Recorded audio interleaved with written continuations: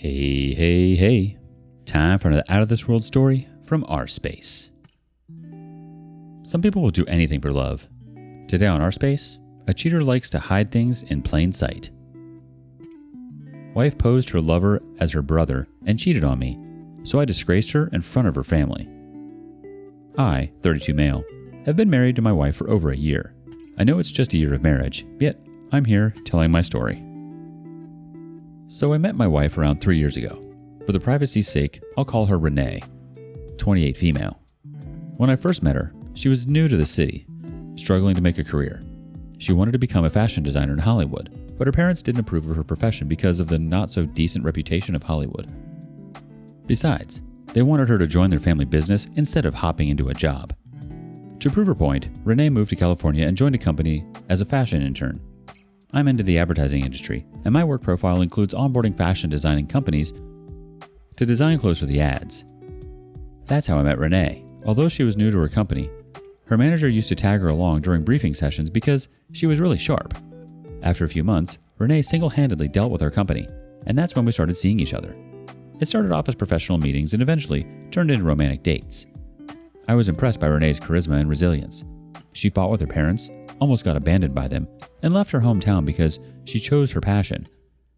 We had to keep our relationship hidden because her company had a no relationship policy with the clients. After 6 months of her internship, she switched to a better paying full-time role in a different company. After her job switch, we decided to keep our personal and professional relationships separate because it might cost us our jobs. But we moved in together and officially started dating. Renee had no friends in the city except for her colleagues from the past and current company.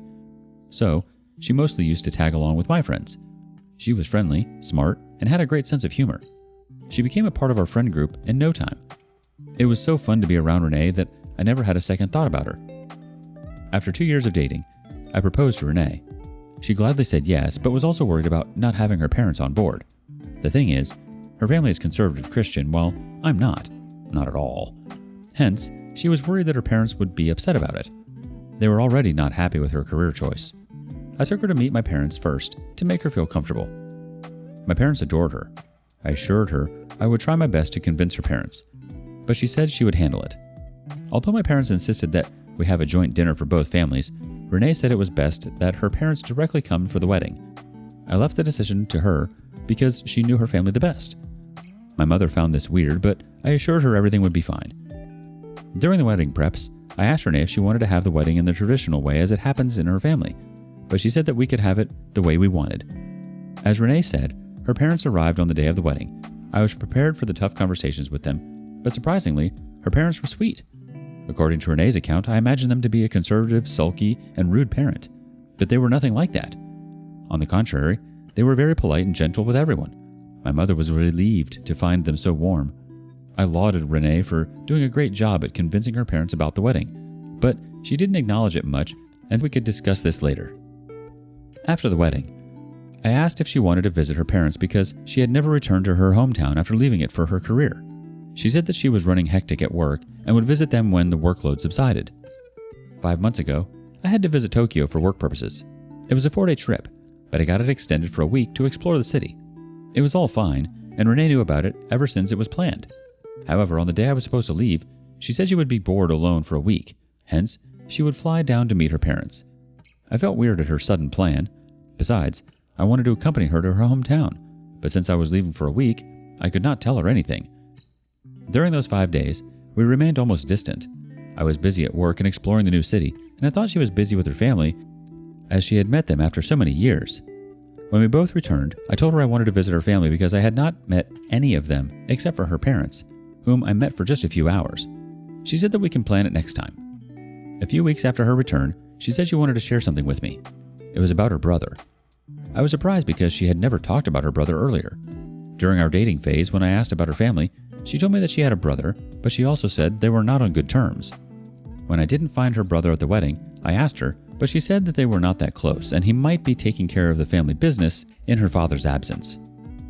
Renee revealed that her brother was gay, and when her conservative family got to know about this, they took him to therapy to make him straight. I raised my eyebrow at this revelation. She said that she lived in a small town where people still consider homosexuality to be a mental illness, and besides, her parents were conservative. However, After several years of therapy, when her brother continued with his orientation, her parents disowned him. That was why they wanted Renee to take over the family business.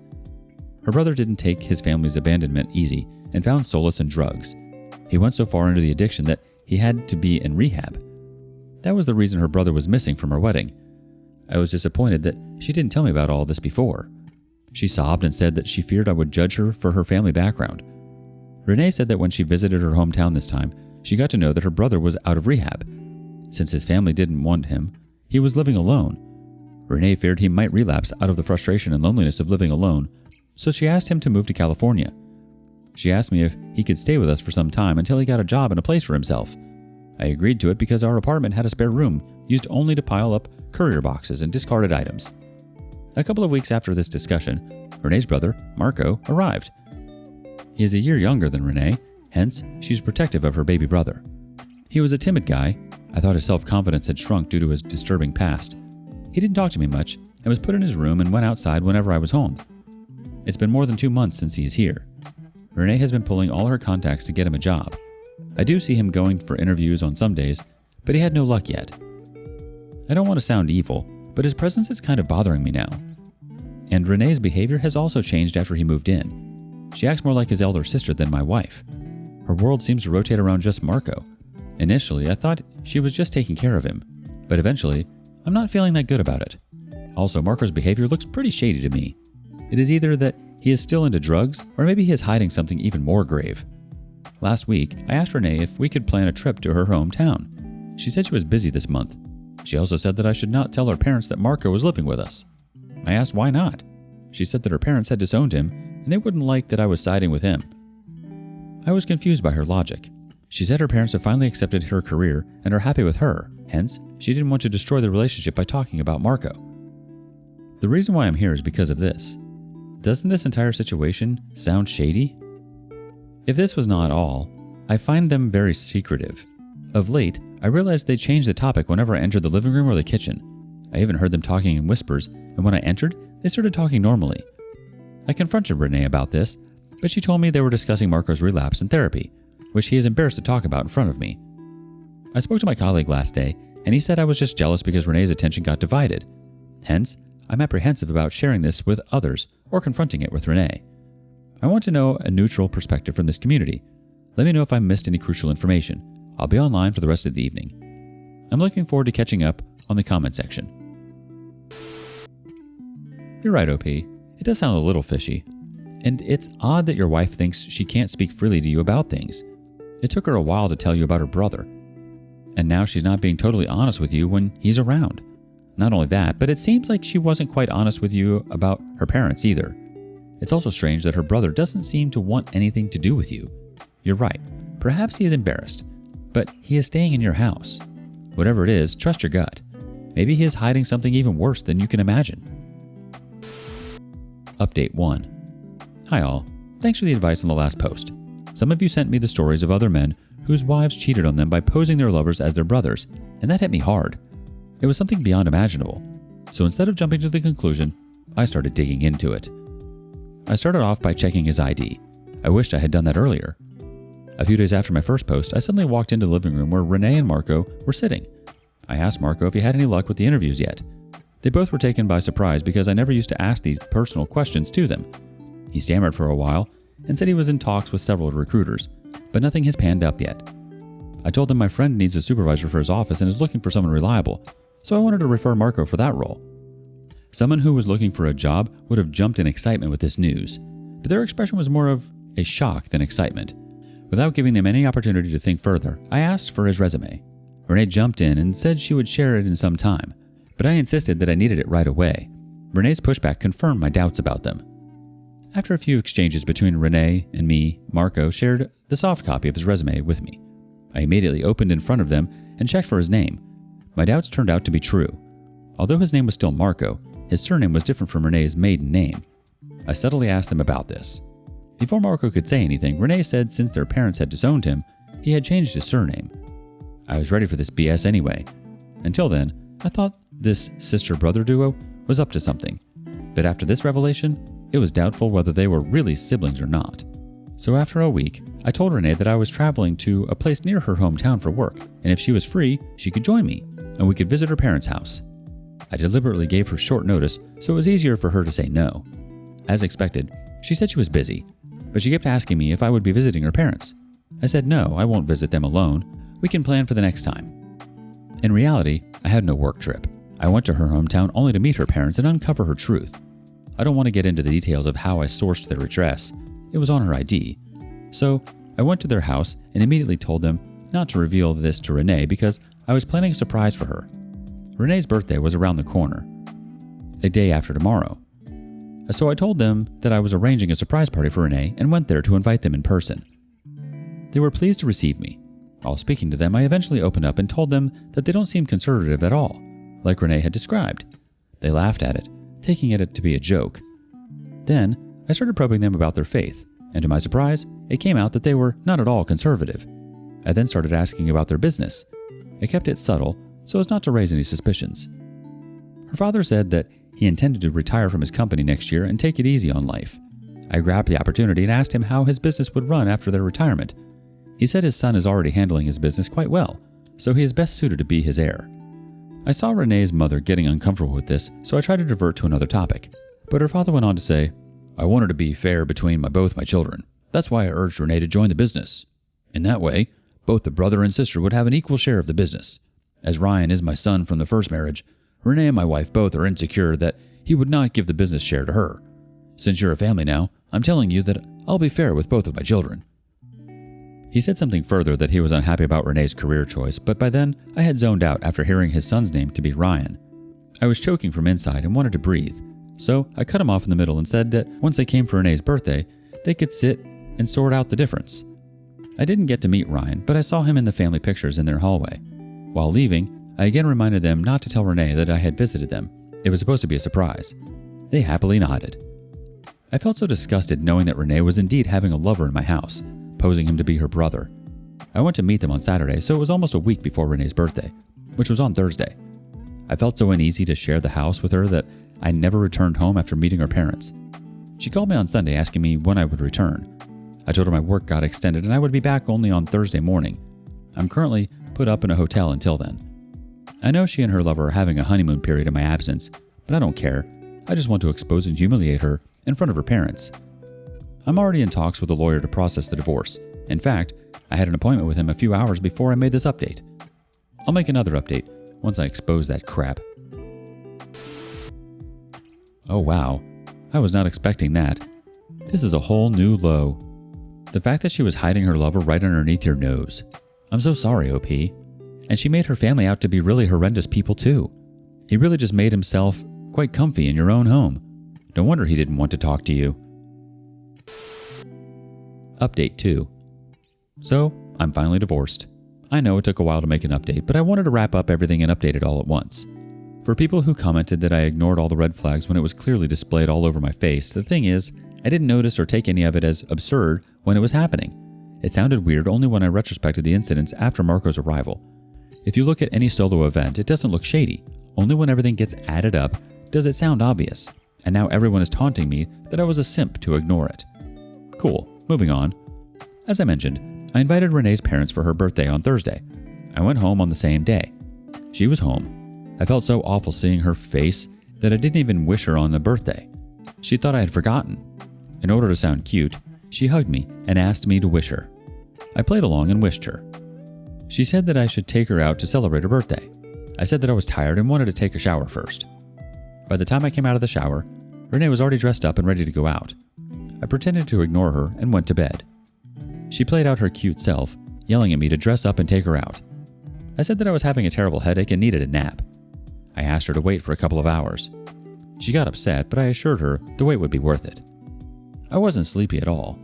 I was, in fact, heavy-hearted, anticipating the confrontation which was just about to happen. An hour later, I got a call from Renee's father that they were just about to arrive. I hurriedly got out of bed and went outside. On my way out, I saw Renee and Marco talking and cooking inside the kitchen. She even asked me where I was going out in a hurry.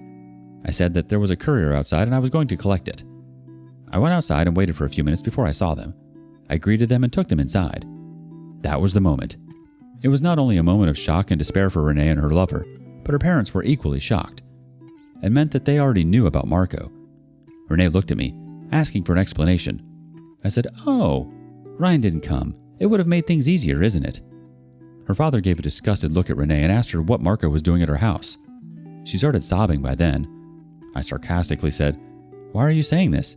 Isn't he supposed to be your son?" Renee begged me to stop. Marco wanted to leave, but I stopped him by his shoulder and told him to sit. Her mother insisted on knowing the truth, so I told her everything. Marco and Renee were frozen to death. Her parents gave a despised look at them. Her father turned towards me and asked if I knew everything. I said no. I got to know the truth when I visited them. He went on to reveal everything which was left uncovered. He said that Marco was Renee's boyfriend from college, and he had always been a drug addict and a bum sucking on Renee's pocket money. Hence, they had to cut off giving any money to Renee. They wanted her to join the business so that they could track her expenses, but Renee chose to fund her boyfriend, so she left the house and took up a job. When Marco's addiction reached its peak, his parents admitted him to rehab. Renee could not bear the loneliness and moved to California, and that's when we met and got married. Her parents said they were really happy when they got to know that she was marrying me. They thought she had moved on from Marco, but there she was, sitting with him in my house. I looked at Renee and asked if all these restarted when she visited her parents during my Tokyo trip. She looked at me with a straight face and said yes. She admitted that she kept me away from her family because she feared her past getting uncovered. She admitted that she had moved on from Marco while she was with me, but when she got to know that Marco was back from rehab, she could not control herself and went to meet him. During the meeting, Marco convinced her that he was a changed man and urged her to divorce me. Renee could not take that risk right away unless Marco got a job, so they both planned the entire thing. It was true that Renee was not on good terms with his stepbrother Ryan, and hence she used that opportunity to pose Marco as her brother in front of me. Marco interrupted that he never liked the plan of staying in my house, but Renee forced him to. Her father was so disheartened that she lied so much about them and portrayed them as villains just to have her boyfriend. The situation got so worse that her father choked Marco by his collar and dragged him out of the house while Renee pleaded with him to stop.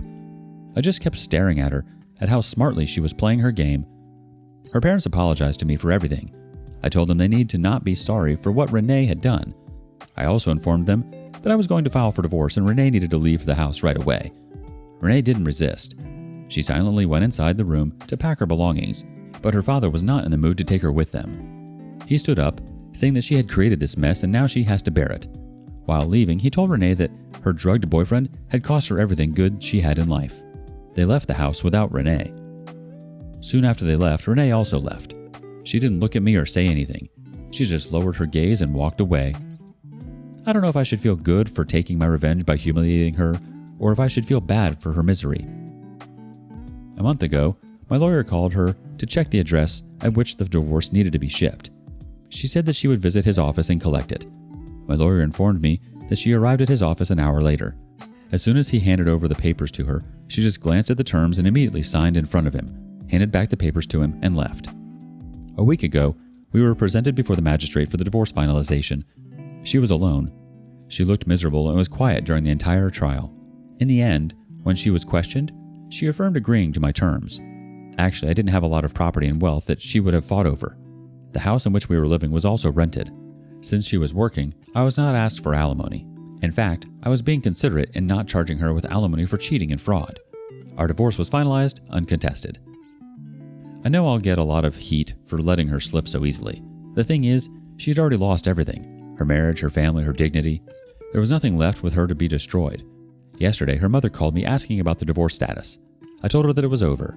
She cried, saying she heard that Marco had again started taking drugs and she feared he would destroy her daughter and take her down the path of drugs and crime along with him.